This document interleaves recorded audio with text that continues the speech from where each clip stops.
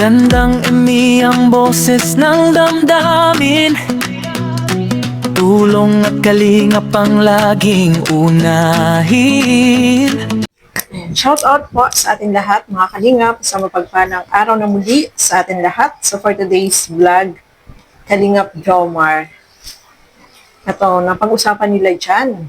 Ano nga ba yung kalagayan nila kung walang social media at wala ang kalingap? So pag-uusapan po natin sa video na ito. Pero bago natin simulan yan, huwag niyo pong kakalimutan mag-subscribe. Val Santos Matubang, Kalingap Rob at Edna Vlog. Ang inyong lingkod, Gandang Emmy. Siyempre, supportahan po natin Kalingap Jomar and Carla Tupular Vlog. So tara, alamin natin ano nga ba yung kanilang ginagawa kung wala ang social media at wala ang kalingap. Tara, panoorin po natin ang video na ito. Magulo na. Di ba naka-uniform yan, bro? Uy, naka-uniform yan.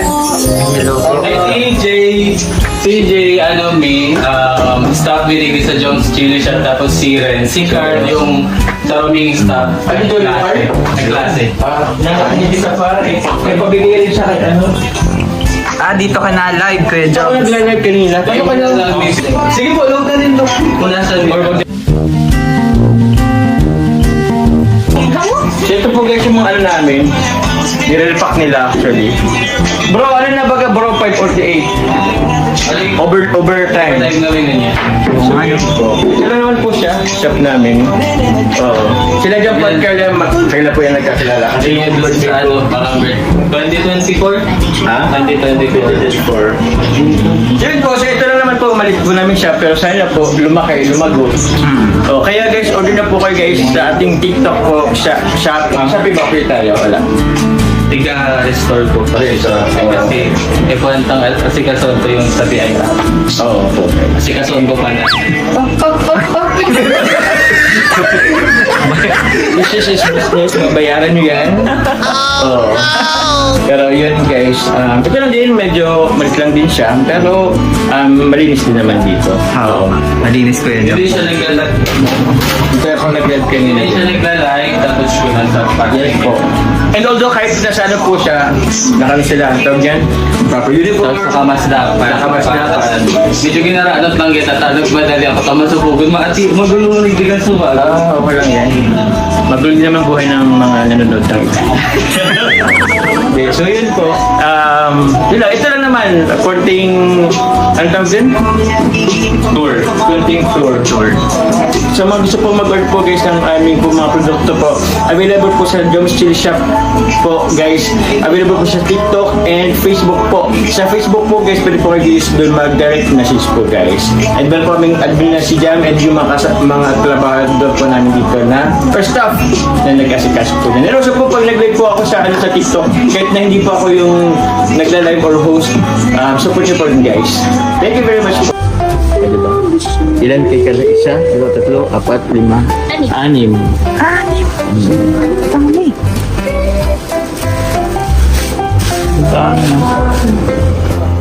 Sa'yo ilan? 2 lang ba? 2. Oo. Okay na yun. If it doesn't exist, gonna fly like a bird to the night. Hindi ako premium. Hindi ka naka-premium. Kasi ako.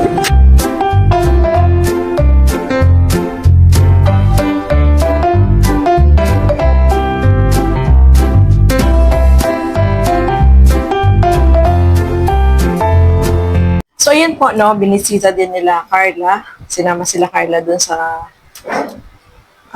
pinaggagawan or yung kung saan ginagawa yung business ni Kalingap Jomar. O, di ba? So, 3 yung nandoon na kanyang mga nagtatrabaho doon.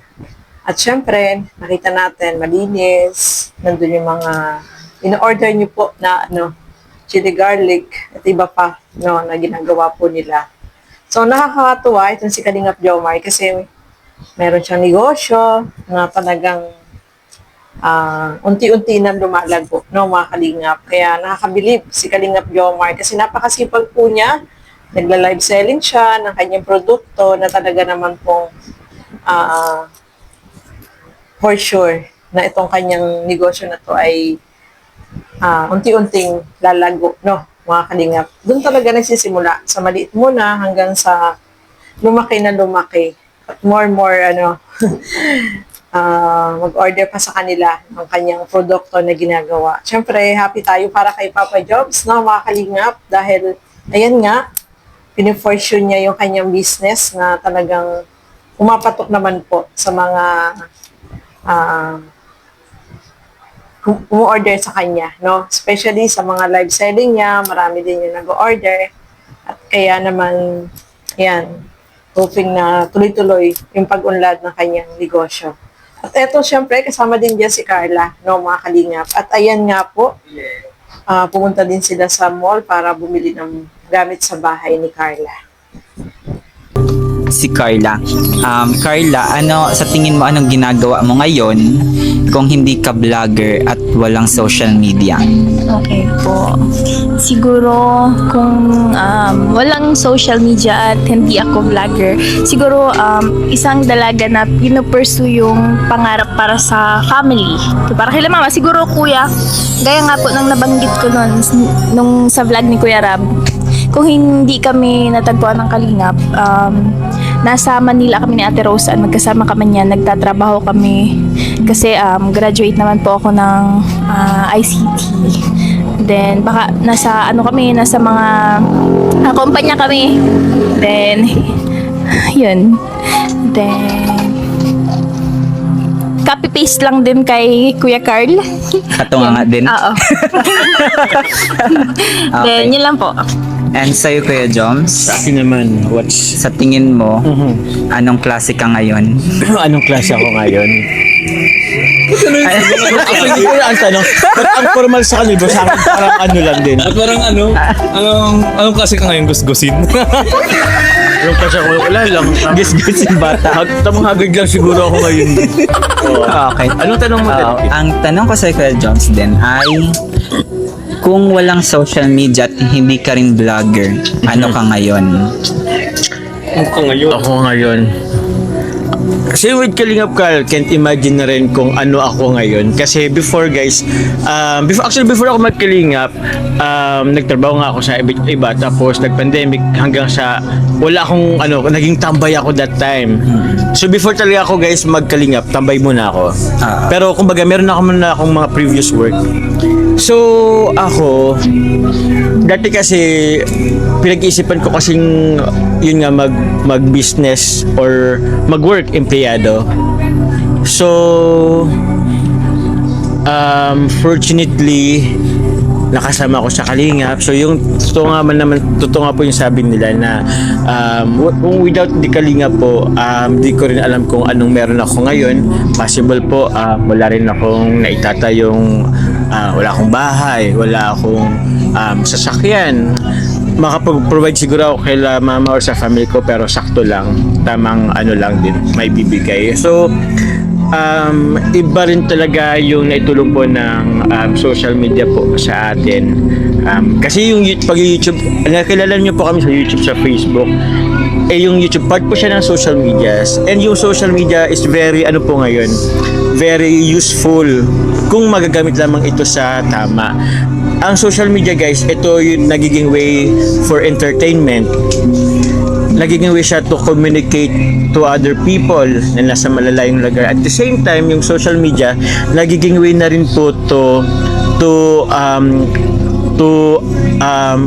create income or ng income. So, ang dami pong benefit po ng social media kapag nagagamit lamang ito sa tama. So, ako talaga can't imagine kung ano po ako ngayon. Siguro, pa rin ako ngayon. Siguro may trabaho pero hirap. Alam mo yun. And knowing na dito pa sa Pilipinas, iba ang hirap na pinagdaranan natin dito. Even though na mga nakagraduate guys, even though na mga nakagraduates, hirap din. So, thankfully ako, syempre unang-una kay God. Kasi, parang opportunity ito eh. Parang opportunity knock one sa akin hanggang sa pinagtuloy ko na lang din. So, yun. Kung yung tanong mo is kung ano siguro ako ngayon, Yes. yun nga, ano talaga siguro ako. Siguro, nag-iisip kung ano-anong pwede pang paraan. Like say, siguro meron akong isang trabaho pero at the same time, naghanap ako ng iba pang mga sidelines or side hustles. So yun. Okay. Thank you very much, Philip. So, ayun nga po, no, nagtanong itong si Daddy Philip sa kanila kung walang social media at di kayo vlogger, ano kayo ngayon?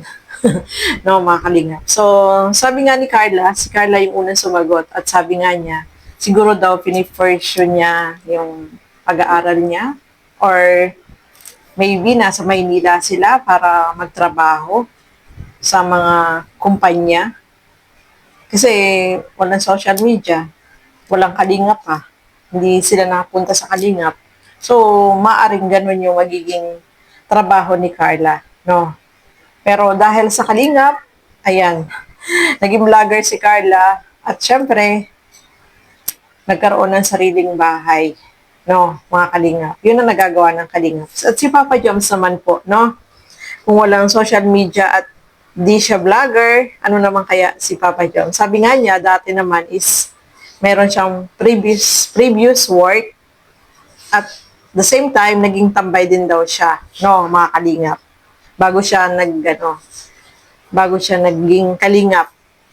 At meron siya mga pinag-iisipan na mag-business or mag-work as a employee. So, yun yung mga ni Papa Joms dati.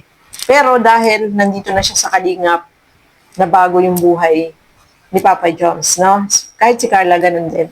Nagkaroon din siya ng sariling bahay, nagkaroon ng negosyo, di ba? Yung negosyo na pinapangarap niya, nandyan na. Unti-unti na lumalago. Kaya thankful itong si Kalingap Jomar sa mga nangyari sa buhay niya dahil yan sa kalingap. At syempre, dahil may social media, malaki ang naitulong ng social media sa kanila ni Carla at ni Papa Joms. Dahil nagkaroon nga ng Jomcar, ng love team, di ba? So dahil yan sa social media, nakilala sila, doon nag-boom yung kanilang tambalan, yung kanilang love team na minahal ng mga nagmamahal dito sa Jomcar. Kaya malaking tulong. Kaya thankful sila. Kung hindi dahil sa kalingap, hindi mababago yung kanilang buhay, kahit si Carla, ganun din. Sa kalingap, maraming nabago. Kung dati daw, kung walang social media, maybe nakatunganga. Joke lang siguro yun ni Carla at ni Carlo. Maybe kung walang social media, nagtatrabaho nga sila. Di ba?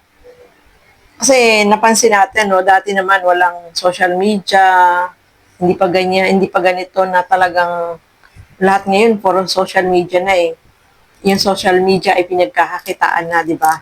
So, malaki rin yung impact ng social media sa buhay natin, no, mga kalingap. Malaki rin yung naitulong. Dahil sa social media, nagkakaroon ng mga live selling, nakakabenta, nagkakaroon ng mga negosyo, di ba? So, malaki ang tulong ng social media sa panahon po ngayon, no, mga kalingap. Kaya thankful etong si Carla, si Jomar, especially sa kalingap dahil sa kalingap ay nakilala din sila nasa social media, di ba? So, malaki ang nagawa ng social media sa buhay natin. Kahit ako sa akin, di ba? Kahit sa sarili ko, malaki nagawa ng social media. Nagkakaroon tayo ng income dahil sa ginagawa nating pagre-reaction, no, mga kalingap. So, ayan po, no? Nakakatuwa kasi talagang malaki yung naitulong ng kalingap. Especially dito kay Carla at kay Jomar. Dahil sa kanilang nakilala sila. Nakilala ng mga taong nagsusupport at nagmamahal dito sa kalingap. So, ayan po, no, mga kalingap.